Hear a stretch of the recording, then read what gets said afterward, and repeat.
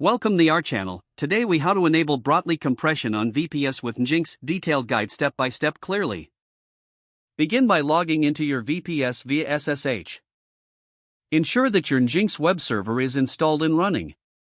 Check your Nginx version to confirm it supports Brotli compression. If you don't have Brotli installed, use your package manager to install it. For Debian or Ubuntu, run sudo apt install Brotli. For CentOS, you may need to use a third-party repository. Once Brotli is installed, navigate to your Nginx configuration directory. Open the nginx.conf file or the specific server block file you want to edit.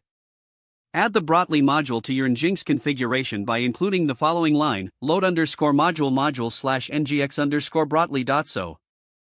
Next, enable Brotli in your server block by adding the directive Brotli on. Set the Brotli level by using the directive Brotli_comp_level 6. You can also specify the MIME types that you want to compress with Brotli.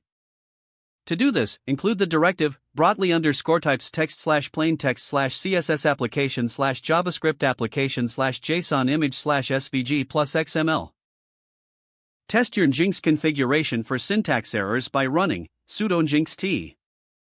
If everything checks out, restart Nginx with the command sudo systemcll restart Nginx.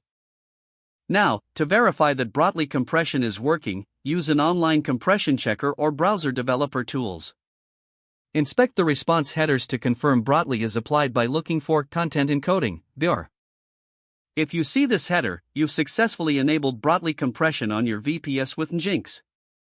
Make any necessary adjustments to your configuration if you want to include additional file types or change the compression level. If the page does not load, refresh the browser or try again in a private or incognito window. Make sure you are using the correct email address, then retype it carefully to avoid small typos. If your password is not accepted, use the reset option and create a new strong password you can remember.